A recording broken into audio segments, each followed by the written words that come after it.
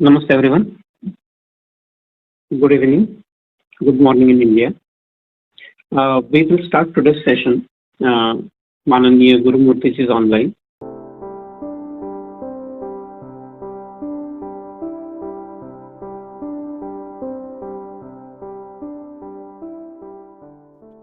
I think first time my acquaintance and parichaya happened during 1971 to 74 when I was a pracharak.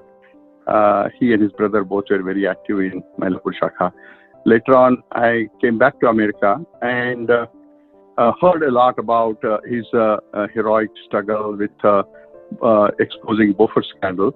Later on in 1992, after the Babri structure was demolished, I was visiting Delhi Karyalaya and met Surnayan Raoji and requested him that we would like to invite somebody from India who will be able to educate about the total philosophical background about the whole Ram Janmabhoomi issue. And that time we suggested Gurumurthy's name, and that was the first time on, I don't know whether he came for the first time to America at that time, but he visited and there was a tour for a week in different places here, Northern California, Philadelphia, Hindustan Council, etc., etc. Later on in 2004, I requested him as well as whether he could come for some initiation of a think tank type of effort. And he said that if our Sarkareva Sheshadri ji says that I should go, I have no problem, I'll come. So he did come, and we had a travel to some 6-7 cities for 7-8 days. And then we had a retreat in Orlando, Florida, where some about 50 people from all over the country had gathered. Later on, a foundation was started called Global Foundation for Civilization and Harmony, where we both had an opportunity to work for a few years together.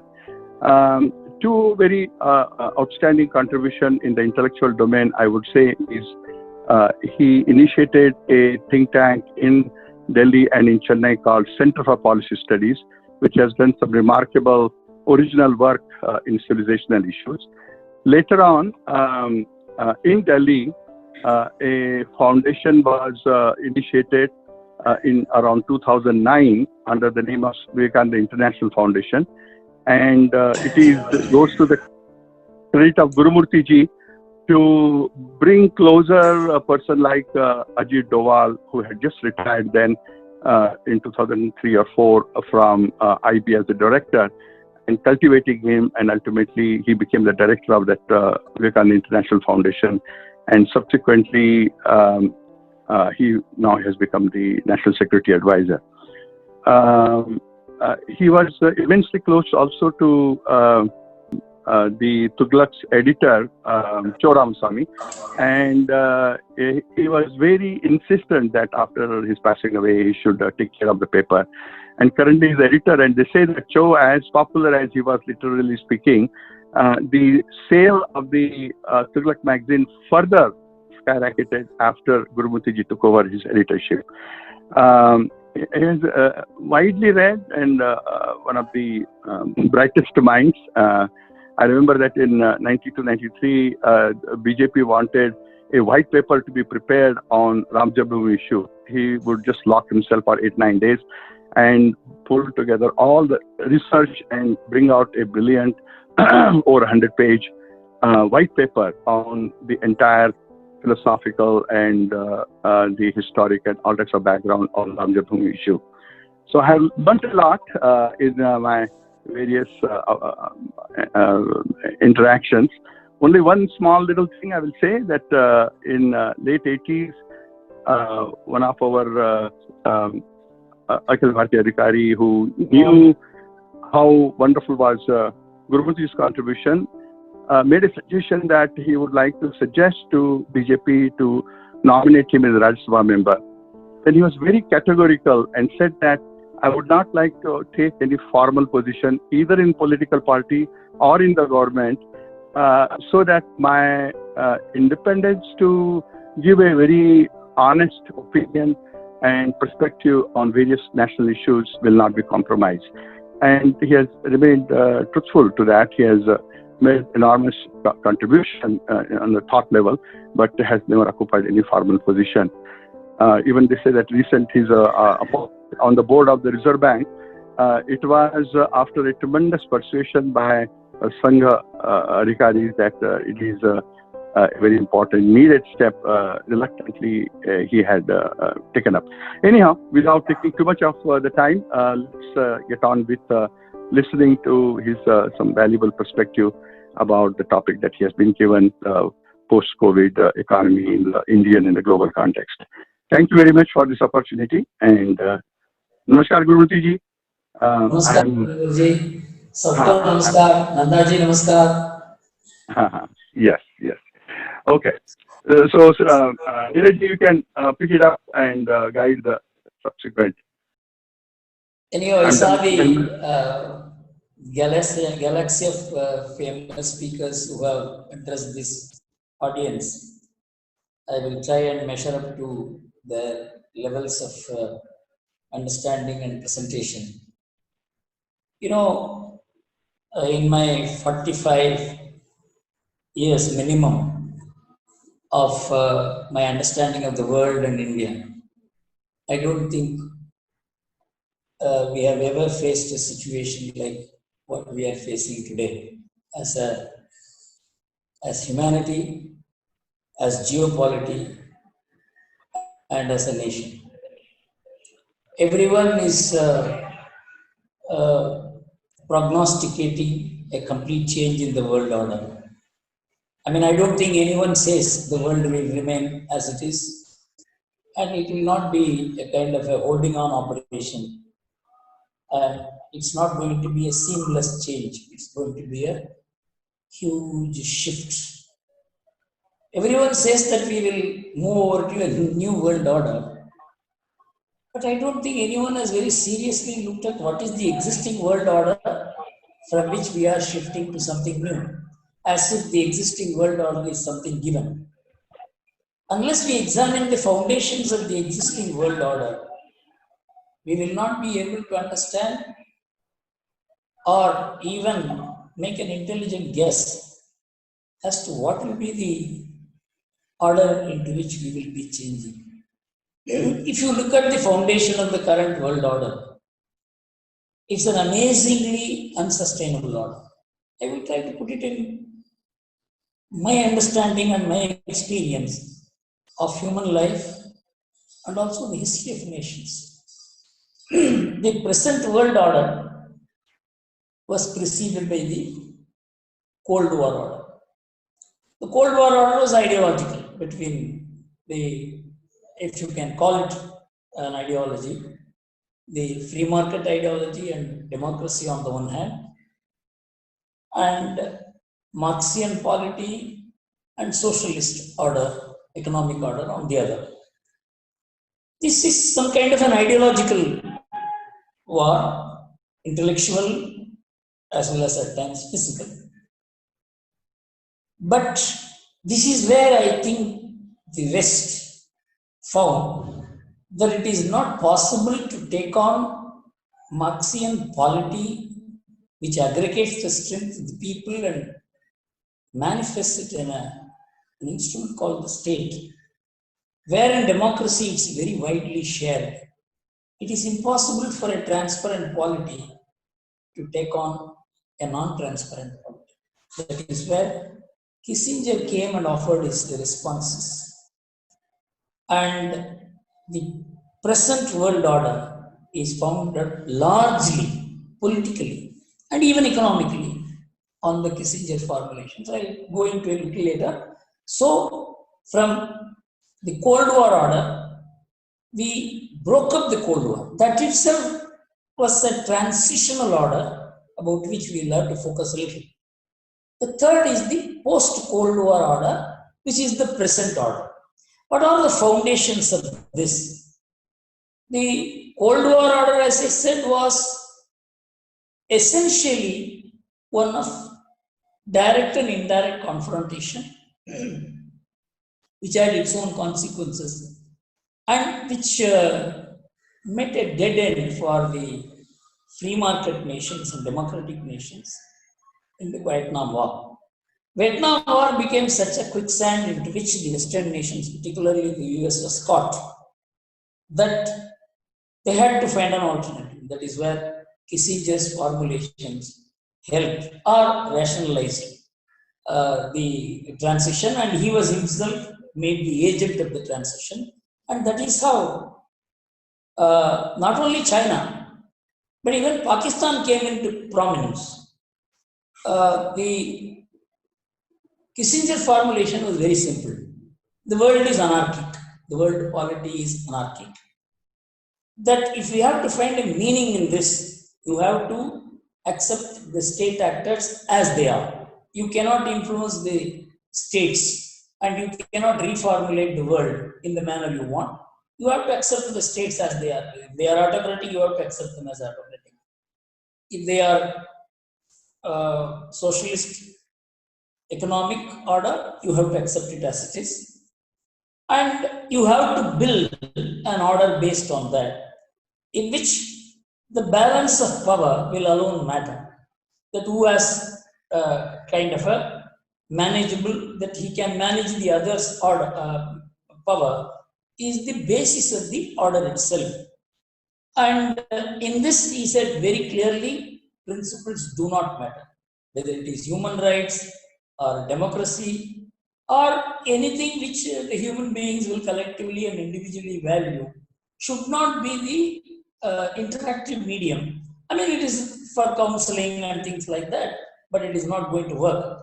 And this enabled the West to engage with China, which represented possibly the most contrarian dimension of the American philosophy of life.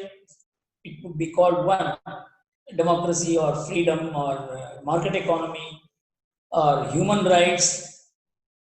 If there is anything totally contrarian, it was only the Marxian and the original Marxian and the Marxist-Leninist Marxian in the Stalin sense of the term, and that was China.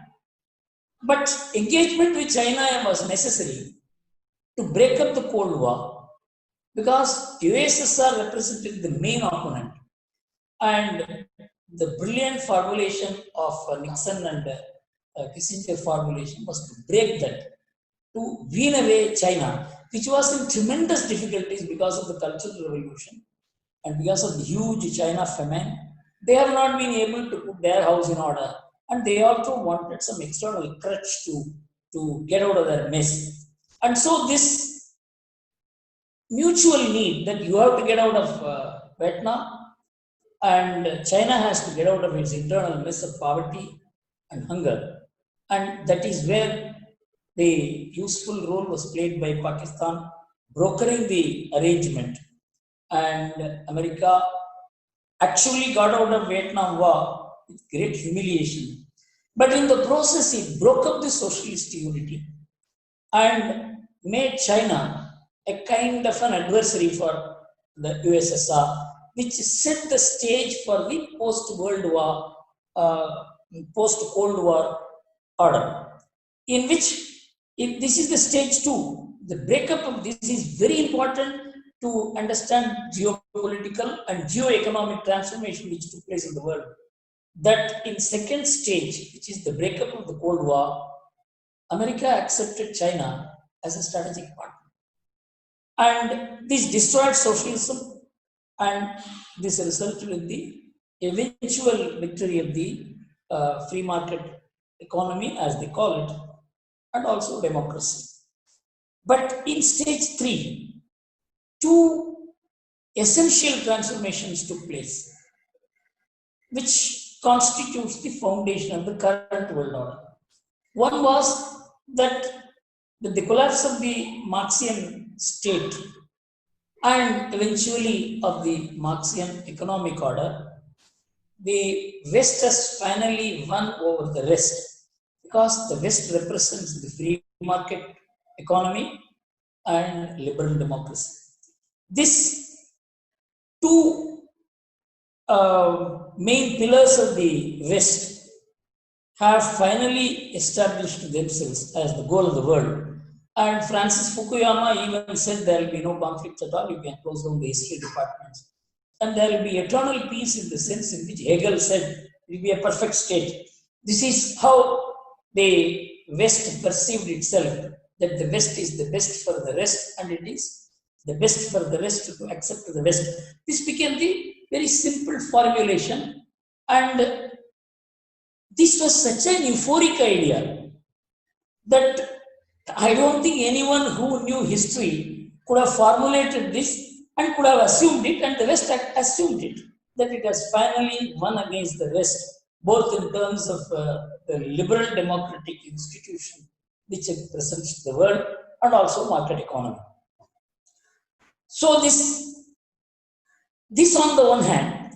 On the other hand, for making this global order work, it had to bring everybody under globalization through the WTO and global institutions, and in which the most important component that came in was China, with the cocktail of Marxian polity and market economics. These two unmixable, uh, uh, it is very difficult to even see how one will work with the other, but somehow the Western intellectualism was able to rationalize this.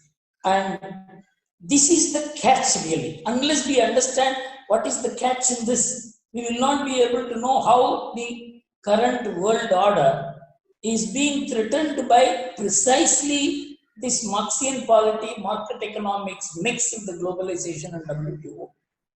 And this was unfolding itself in stages. Two eminent economists, one belonging to the free market variety and the other the left, both of them expressed their view even in 1990s. Milton Friedman said democracy is a precondition for free market. He was a thoroughly liberal economist, and on the other hand is Amartya Sen, who said for a free market to operate, democracy is essential. And he compared the situation which prevailed in China and in India. And he said how Indian democracy overcame what China could not in the 1957-61 famine, in which nearly 40 million people died according to various estimates. And the news itself came after 20 years when Deng Xiaoping took over and unveiled what happened there in stages. How India averted it, Amartya Sen said that if there was a hunger death in Kalahandi, the parliament will stop and food will be airlifted. And that is how distribution is made equitable and inequality gets exposed, and how the market works through information which democracy facilitates. These two very heavy and weighty findings were kept aside, and the euphoric West went ahead because it had deeply partnered China and also Pakistan because of the involvement in Afghan war, and its main target was USSR and Russia. With the result, the idea of Marxian polity and market economics extended to one country, two systems. In 1997, Deng was able to sell this idea to the West. Yes, we will have communist system of, he didn't call it dictatorship, socialist order for the mainland, and democracy for Hong Kong and Taiwan. In fact, the West asked Taiwan to accept this formulation and cease to be an entity. And today the West wants China to come up, Taiwan to come up. It's not going to come up so easily because the mainland China has grown in power so much, about which we'll go into later. The US not only accepted the strange formulation of Marxian polity with market economics, it also accepted a one country with the two systems, autocracy and democracy, functioning together. I mean, this was the basis of the so-called mutual trust. There was no mutual trust. It was that the West believed it had finally won against the West and they could handle anybody in the West in the manner the West wanted. This was a very euphoric, unsustainable, historically disproven way of understanding the world. And no nation wants to give in to another nation like this, that you are the victor, I am the loser. One may do it for a while. Hitler did it for a while. Germany did it for a while after the Second World War. Yes, we are the losers. But that is what brought about the Second World War. So the historical forces were completely cast aside. And the only lone voice was Huntington, who said the tendency of the human beings to clash will always be there. You find a reason to clash. And he explained that civilization clashes are likely to manifest. And these two were the contradicting forces in which, through the established influence of business over polity in the West, which was always seeking market, which was always seeking profit, which was always seeking expansion of business as the way of functioning of the West itself, that prompted and drove the West into co-opting China into it. And the world order that we have today is a very strange cocktail of democratic nations on the one side being equated to autocracies on the other, and market economies being equated to a market economy functioning under Marxian polity. This was basically not sustainable and workable. And two events served notice on the West to reconsider this. One was the 2001 WTC attack, terror attack, where the assumption that there would be no conflict in the world, that was smashed. Because the world without conflicts is unthinkable, and no one can, with all the force, military, economic, and political, in the hands of anybody, will be able to prevent conflicts. And this shook the foundation of the Fukuyama variety of thinking that the world will always be peaceful. And the second was the 2008 financial crisis, which in no uncertain terms told the West that mere financial superiority, systemic superiority, backed by technology, will be adequate to keep your lead over the rest. This has no answer even today. The Economist magazine in 2009, if I remember right, June, it came out with a cover story that the entire economic edifice of thinking theories of the saltwater and sweetwater economic theories has collapsed, and there is no alternative theory which has emerged. There is no functioning economic theory today at the macroeconomic level, because the monetary theories have failed. Milton Friedman's theory that you should relate to the money expansion to your growth has been expressly given up by the US Federal Reserve System in the year 1997. And today no one even looks at Milton Friedman except to read him as part of history. That the West is today, has today broken up all the rules of monetary order, and from 2008 they have been only printing currencies and expanding their monetary base to handle their internal problems as well as to influence the global economy. How long and how far and how much more this will be sustainable, it is not clear. So the fragility of the Western financial order and incorporating the rest of the world into it has been very heavily questioned in the year 2008.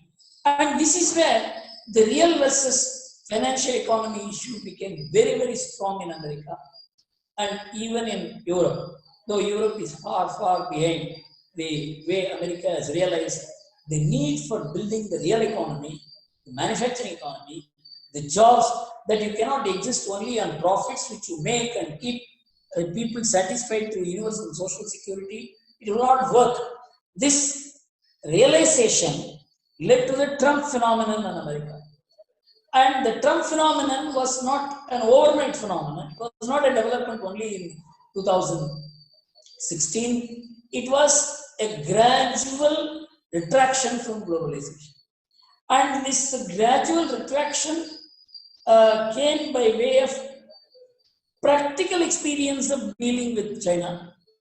And evidence was coming out in installments and in no uncertain terms. I am going to cite only 2 reports of the US Trade Representative in the year 2017 in WTO, where they said it is impossible to carry on the WTO with a non-transparent China. Because what is China's cost, what is China's real cost, monetary cost, or the value of yen, nothing can be judged by any data because the data itself is not reliable. All data is questionable, but the West has put its maximum effort into building China because it wanted to lead an elite life. It didn't want to dirty its hands. It wanted only clean energy, clean industries, clean jobs. No country can have that unless it makes the rest of the world dirty. This whole idea that we can lead a clean, good, elite life and somebody else will manage the damn thing because they have their population under their control. And this resulted in labor laws which could never have been passed even in America. So this kind of disastrous formulation, it was still, even when the US Trade Representative mentioned it, he said the WTO has to be restructured. Restructuring WTO has no meaning. And then in 2000, in the same year, the European Trade Representative told the WTO, this WTO will become irrelevant. These are much before Trump came out with this announcement. It is patriotism, not globalism, which will be the future of the world. This has virtually pronounced the death of WTO, and this is not Trumpism in my understanding. You are all nearer to the opinion making in America. I think Trumpism is becoming a bipartisan consensus. It is no more, for example, the person, the senator who moved the bill for withdrawing from WTO is a Democrat. So it is not that it is Trump became the igniting point, and it will certainly last beyond Trump. How far it will be good for us that if somebody gets elected in America, as India is different from the fact that it is certainly going to be set against China, because China cannot redeem itself. China cannot soft land. Its polity is divided between the parliament, as it is called, the Chinese Congress, the Chinese Communist Party, and PLA. And there is permanent tussle between the three. And each one is so powerful that it is not willing to deal with the other except on a trade-off basis. Because the people have really no role. They cannot do anything about it. It's not India, it's not America, it's not any other democratic country where the people's voice will ultimately manifest in the transformation of opinion making and also the state structure itself. It cannot happen. So, in my view, the world order of 1990s was changing even ahead of the COVID phenomenon. And the fallout of the COVID world, the post-COVID world, how it is going to be is very difficult to judge. I will try and see whether we can capture it. This shift which was taking place, and it was taking place in an expedited manner, it has become sudden now. It has become inevitable, in which COVID has become a mere context. It is not the cause of the change. The cause of the change is rooted in the very unsustainable foundations of the existing world order. Just as the cause of the Second World War was rooted in the First World War. Just as the geography of Europe changed after the Second World War, as it was before the First World War, the history gets repeated. Likewise, the very fundamentals of the current world order has been questioned over the last 20 years because the unsustainability came out in stages. It came out in such a manner by the rise of China, a non-transparent polity operating in a transparent market. It resulted in huge amount of distortion, and it resulted in the enormous amount of technology, the physical strength, and the real financial power, as opposed to the phony financial power which is with the West today. What China has is the real dollar resources. What the West has, they are printing and printing and printing money. So, how systemically you are using the printed money intelligently to control the real economic power which has produced real dollars. This is the competition that is going on today, and I feel that the idea of globalization, as it has been propagated as a philosophy, as a structure, as a model for the West to integrate with the world as one family, it has become highly questionable. I'm not saying it will collapse because the world will somehow work together. But what is the basis? What is the transactional limits? And these are all issues on which we as Venezuelans, because we are not interested in one country. China is interested in itself. Even Japan is interested in itself. These are all countries with very limited understanding. America rose to a certain extent to view the world, but its perspectives were also limited to what it believed to be the final destination of human life, because there was no content of a civilizational understanding lasting over the tremendous changes, the earthquakes, the shakeups that will happen in history, but still this philosophic content will have a continuity. This change without continuity has been marking the Western way of life, view of life, history, politics, economics, and that is not going to work hereafter.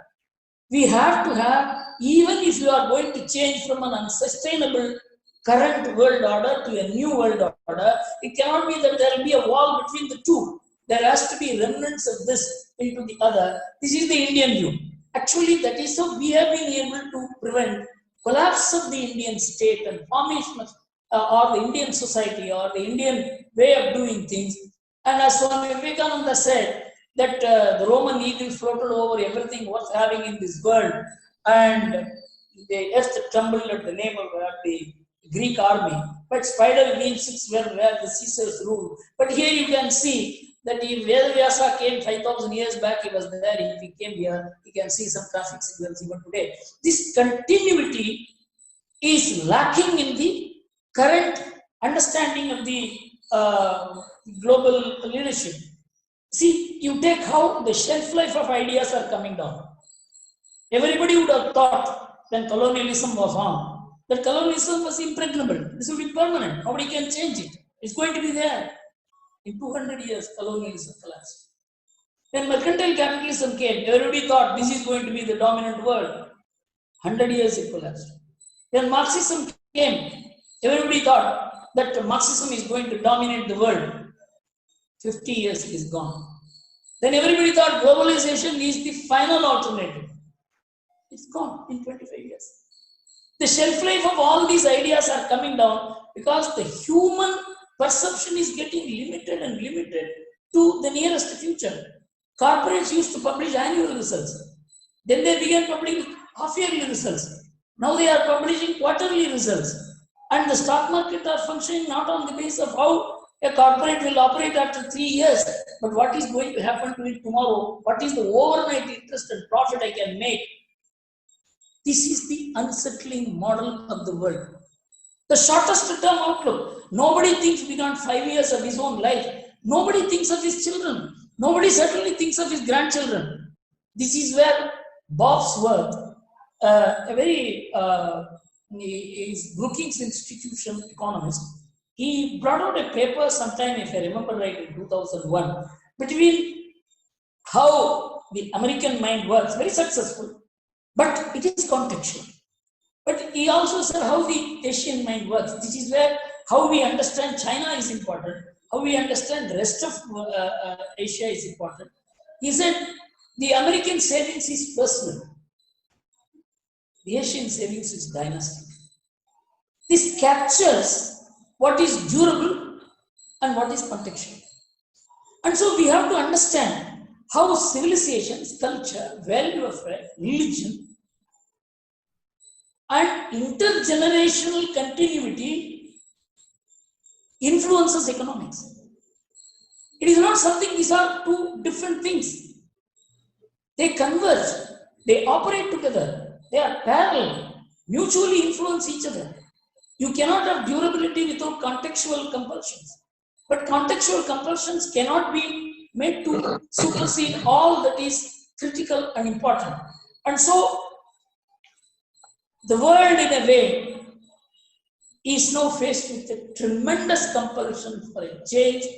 The degree of change will depend on the depth of the damage that COVID causes. It's a continuing phenomenon. There is no end in sight. It seems to be accentuating rather than receding. And I would, in COVID, you know, we are a very loose country. We are no China to shut down homes and supply rations, ask people not to come out. You know, this kind of thing is not possible. Even if the government shuts down, for 135 crore people to accept and operate it and understand this is a danger. This is a huge communication issue. And how we have performed is important. Over 85% of the cases and deaths today is in Europe and Americas. And India, death rate is 1/4 of the world's. The rest of the world, the developed world, is 25 to 10 to 25 times India's. In mortality, India is 1/5 of the world. And the more developed part of the world is 20 times India's. The adequacy of testing, if it is regarded as 10%, as the people say, India's test to infection rate is 6%. Whereas for most of the advanced countries, it is 10 to 50%. If you look at India's numbers, which looks big, actually in the context of numbers unrelated to population, 53% of the COVID cases are linked to just 6 cities. It's an urban phenomenon. Mostly it is a cosmopolitan phenomenon. Of course, we are controlling it within the limits. And in a country, in a state like UP, how we control it? It is not the state alone which can control. It is the society which is needed. Social capital which is functioning is able to do jobs which no state, no police, no army will be able to do. UP is an example. For example, UP Chief Minister personally related to 44,000 village sarpanchas. And all the sarpanchas decided anyone coming from outside will be kept outside the village. 200 million population. The infection rate is less than 20,000. It's a miracle. And these Bimaru states, Bihar, Rajasthan, UP, and Madhya Pradesh. All these states put together is 45 crore is the population. But their infection rate is, infection total is 50,000 only. These are all sociological phenomena worth studying. So my view is India has been able to manage it because of the social cohesiveness. We don't have the state power, but we have social cohesiveness. We have social capital, which has been recognized in a way I will come to it later. And now come to India. Where does India stand in this world? In the next 10 minutes, I will try to capture. Maybe I am a little exceeding my time, but I would like to complete it because there is a very important part of how we understand the world from Indian perspective. India before 1990 never mattered. Maybe in Nehru's times here and there we had some importance. I don't think till 1990 we ever mattered. In 1990s we were a pushover. Of course, we were some kind of democracy and so we were needed. You must understand, so long as the Kissinger's formulation operated, India's democracy never mattered. It is only after the collapse of the socialist order Indian democracy began gaining some traction in the global understanding. Otherwise, nobody was bothered whether you were a democracy or a dictatorship. Pakistan was equated more than India ever. China got more importance than India. Nobody worked for principles because Kissinger said no principles will work. Only after 1990, some kind of principles came in because of market economics becoming important. Not because democracy was important. Market economics was important, so democracy is important. You can see the fleeting kind of contextual compulsions which have made the West to decide on a day-to-day basis. West was looking at quarterly results, half-yearly results, annual results, in polity, in global affairs. It's a very major kind of intellectual failure of a nation which was supposed to show lead to the world. It's a matter for its own introspection. It is for us to come out with our own understanding of how the short-term plastering or applying ointment for cancer is not going to work. We have to do something very important, very big. We have to think for the next generation and the third generation. This cannot be done by think tanks and CIAs, and it has to be done by a more collective global community. And so everything changed because India began shifting the gear that we also need to play power politics. That's where Pokhran came. The West began engaging with us. America began engaging with us only post-Pokhran. Otherwise, nobody would have looked at us. We were all, Clinton said that a land of Buddha and Gandhi has committed this great harakiri of exploding atom bomb. We were always a land of Buddha and Gandhi. Did you ever look at us? Only after the Pokhran blast, the world took note of the fact that we were a Buddhist nation and Gandhian nation. So you can understand the world respects power. And that was the basic formulation. In fact, if you look at Kissinger's diplomacy, the conversation between Kissinger and Mao Zedong, Kissinger says we like power. Mao Zedong says we also like power. This was the basis of the understanding. Balance of power. That is what has collapsed. That is what is continuing to cause collapse. We need much more than power. What is the purpose of power? And is the purpose of power a common philosophy of good of everybody or my superiority? So I think this is a very major shift in India. India would never have become a noticeable nation, people, but for Pokhran. That's where everything began to work together. At the time, 2001 also, American position slightly shifted. That post-2014 India became a global strategic partner. Till then, nobody would even look at India except as some kind of a food supplement. Nobody was bothered about India's competence to be part of a global partnership. Of course, you are also a 12th man kind of thing in cricket. If we need you, we will use you kind of thing.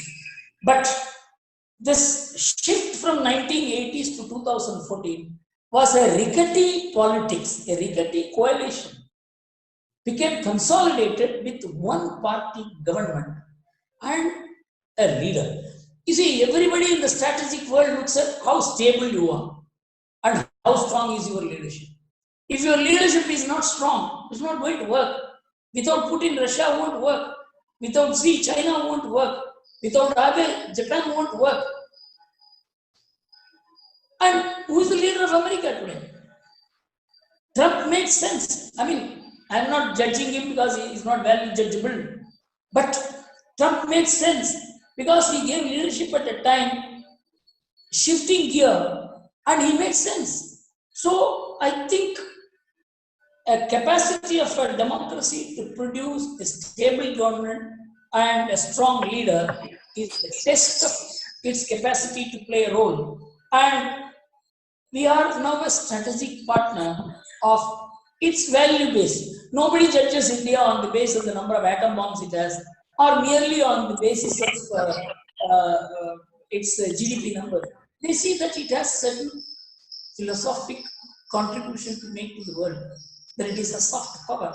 It is a non-conflicting civilization. It has a social order which functions. It may not suit the West, but your social order is different. Your social order is minus the society. Our social order is founded on the society. It's on the family. It's on the community. It's on the collective understanding of how we should live with all the differences. It is not that we want to emaciate the differences. Western scholars have begun to understand this. And in the post-COVID world, India will become a partner of the global world order. This is my understanding. And this is on which we have to do further work. Because the post-Cold War order is going to be founded largely on democratic nations, which will be some kind of cold peace, or it may be Cold War between democratic nations and autocratic nations. This is unavoidable because the global market cannot function with autocratic nations without no transparency, whereas transparency is needed for operating a global market. That's why people talk of change in global supply chains. Nobody will buy goods from a country because it is producing cheap. People will buy goods from country only if the country is comfortable for them to deal with. So comfortability, cultural, geopolitical, democratic, or whatever value you associate with a country, that will become the basis for it to interface, trade with other countries, have economic relationship. And so their world will be divided culturally into two. Broadly democratic nations, which will not be the liberal democracy which the West expounds. Liberal democracy is suited only for highly individualistic nations. It will not suit a family-based nation. It will not suit a community or a caste-based. We are going to be. There is no use saying caste is wrong. We kept on saying it for 70 years. Then we will have a caste-free polity, but we have a caste-based polity today. It's all complete nonsense for someone to say that the experience of one country should be transplanted to the other. And so my view is that it will center around democracies and autocracies. And India will be seen as replacing China, largely because of its vastness and the skill it has developed and the potentialities it has. And the fact that we share a border with China. If we are in South America and China will be here, and India will not be looked upon as someone which could resist China, because border constitutes the relationship as well as the confrontation with China. And I will only take 2 minutes to explain how China views India. There is a beautiful study by one scholar which has come out. He has studied the BRI project, and I just forget his name. He said that 30 days before the Doklam standoff, 30 nations came together to announce the BRI project. India said no to it on 2 grounds. One, on the grounds of sovereignty, that you are going through Baltistan and Gilgit, and another, this project is unsustainable and this kind of investment we are not going to make. 30 days Doklam occurred. And the same author said that the moment the West felt that India would be the alternative to China, Ladakh attack. He said the purpose of China is to condition the mind of India. It's very important. It's not that they will have a war with you. They will always keep you under the threat of war. And not only war, it will be war at 2 aims. Because they have a proxy which will do whatever they want. And China has no alternative today because it is wedded to, Pakistan has no alternative. It is wedded to China for the simple reason America is no more its trusted ally. And Islamic nations are also not having to do much with Pakistan. And this China-Pakistan combination is not going to be an Indian threat, but it will also be a global threat. And this we have to expound. Our view will have to be to interact with the Western think tanks on all these formulations. I am not saying, what I am saying is how I have recollected what happened in the past is the way we should do. you are more nearer to the ground, you are more nearer to the opinion making there, to know how you can put it up. But it is very important that we present India's role, India's potentialities, India's capacity to present an alternative way and view of life and a philosophy, which has never been integrated into global thinking so far, except in patches. So we will have to work on these things. And I will come to what is really happening in China as I see it, for which we have some evidence. I was present when in Gujarat Bhavan, a call came after Narendra Modi had got elected from China. He had not yet taken oath. That President Xi says he should be the first foreign head of state to visit India. There was not even a translator available. They had to get somebody, and then it was decided. And the visit came in September 17th to 19th. He had come with a major proposal for a defense pact between India and China. It is all reported. Like China has with Russia. And India had a proposal. If you want a defense pact, we have to settle the borders. This was the basis of discussions. And when Xi came, he came with a civilizational approach. He wanted to go to Narendra Modi's village. You know why? Fahian had gone there. And that was why the Gujarat visit was arranged, but unfortunately he could not fly by helicopter, the rules forbid, and he could not go by car. And so a full video presentation was made, and that is why a Buddhist Vihara project is coming up in Modi's village and surrounding areas. And when they decided to have a civilizational approach to each other, sans politics, this will always go on. Let us understand what each countries are. This was the proposal which Modi had made to Xi. Xi arranged a meeting in Wuhan, because Wuhan was the place where Fahian established a Buddha Vihara, and till Narendra Modi went there, even Xi had not entered, and there they found a Shivaling which came from Mahabalipuram. That is why the return visit was in Mahabalipuram. This was the kind of understanding that was there between the two political leaders. But you see what happens between 17th and 19th September 2014, when these two major issues would have transformed the relationship between India and China into a completely non-confrontational one, because Deng tried it in 1983. But Narasimha Rao stopped it because of the elections, that if you make a deal with China and if you cede some space, that will become a major political issue. And so he stopped it. With the result, that did not happen. Another opportunity came in 17th and 19th. On 18th, the PLA invades Ladakh. The rest of the visit was only about whether PLA will withdraw when the Chinese president is in India. The visit collapsed because PLA did not want peace between India and China. You must understand, in a democracy it won't happen. No other country, when the president is visiting that country, the army will invade that country. This is beautifully brought out in Forbes magazine, if I remember right, it was on 23rd June, they wrote an article, who sabotaged Xi's visit to India. In my understanding, the same thing is happening. The internal crisis within China is manifesting in its external approach. Otherwise, I don't think China will at the same time take on Taiwan, it will take on Hong Kong, it will take on South China Sea and Japan and India. So it's a very major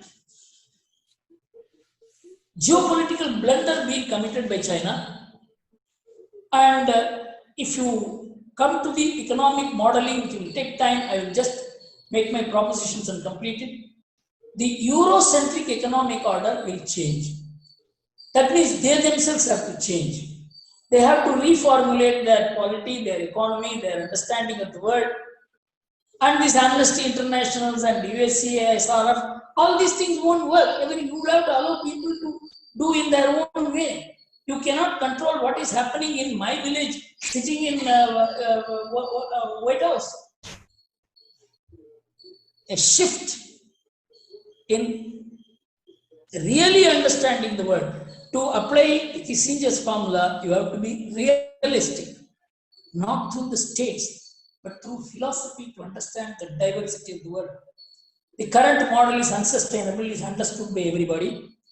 And whether it is in terms of COVID financing or not, India has been possibly the best economy in the world by making the banks finance, whereas there is, what is the bank total assets of America? $84 trillion. The market capitalization is almost $60 trillion. They have not taken 1 rupee from the market, 1 rupee from the bank for COVID financing. They have printed money. The same thing with Europe. They have not taken money from market. They have not taken money from banks. They printed. The same thing with Japan. G7 nations merely printed currency because the governments cannot raise resources today. But in India, we use the people's savings. Make the banks lend. It's a much more efficient way of handling it. But do the economists look at it that way? Anyhow, our economic model will be more sustainable, slower, moderate growth, and I don't want India to grow more than 8%, because that will be at the cost of its fundamentals. It has to be a family-based economy, it has to be a community-based economy, it has to be a society-driven economy, which is all based on non-formal moral order. Formal moral order was tried by Islam and Christianity, it failed. We need a non-formal moral order into which people voluntarily co-opt themselves, and that is what the idea of dharma is. And we are a failure in our discourse, but attention is shifting to India, and so our discourse will be heard today. So we need India-centric intellectualism within India and outside. The Vivekananda International Foundation, which we established in the year 2009, has been able to take over the strategic thinking space in Delhi in just 5 years, thanks to Mr. Doval.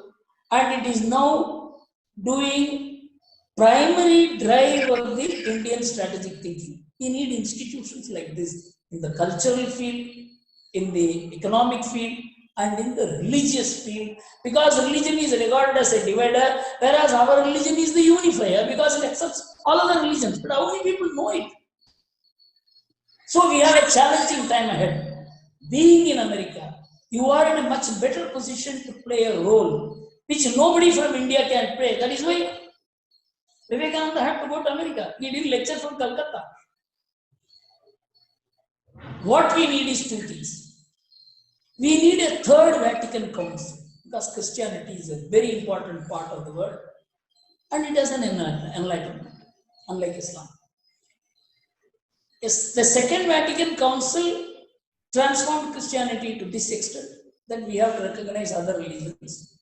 Though the other religions are not as good as our religion. This was the declaration. This was supposed to be a great improvement. Now we want a Third Vatican Council. We have to persuade them to say that all religions are same, equal. This will put Christianity and Hinduism on par. This will be the primary drive of future world. This is one. Second, we really need a huge 1893 kind of global religious conference, where each religion will confront the other. Please tell me who is a kafir. Please you tell me what you will do with a kafir. This has to be openly discussed. Who is heathen? Otherwise, there is no way you can bring about peace. This has been beautifully captured by the person who formulated the Second Vatican Council itself, Hans Kahn, who became the chief theologian of the Roman Catholic Church. He came out with a formulation with which I will end my discourse. He said, that there cannot be peace between nations unless there is peace between religions. There cannot be peace between religions unless there is dialogue among religions. There cannot be dialogue among religions unless the fundamentals of each religion is allowed to be investigated. He was sacked, but he still carries on his work. He's in his 90s. I think Hans Kant's formulation is a very major opinion shifting that is taking place among Christians, but we have not understood it, we have not promoted it. We have said this is the basis of our interaction. This is necessary to contain Islamic extremism in the world. I think this is where our Dharma Foundation should function. Thank you so much. I have exceeded my presentation, but I have to share my thoughts in full. Thank you very much. Okay, so it will take most of us a lot of time to really digest all these really profound thoughts. But I will let Mani Nandaji comment, and then after that we will conclude. Mani Nandaji. Gurumurthy ji, it's a treat to have you here, to listen to your insightful perspective, and I look forward again to have you come and visit us. I think I simply want to say one thing about Biden. He has got his own constituency and constituencies to take care of domestically. But internationally, I think today, United States needs India more than probably India needs the United States. So I don't think that there can be any change in the relationship. I think Biden understands that, Biden appreciates that, and India is going to be, as they keep saying, a strategic partner. But in whatever way they want to look at India, they need India for geopolitical considerations. And I don't think that there will be any relationship anything about relationship that will change dramatically. But thank you very much for being with us, and look forward to your visit again to the United States. Thank you. Thank you, sir.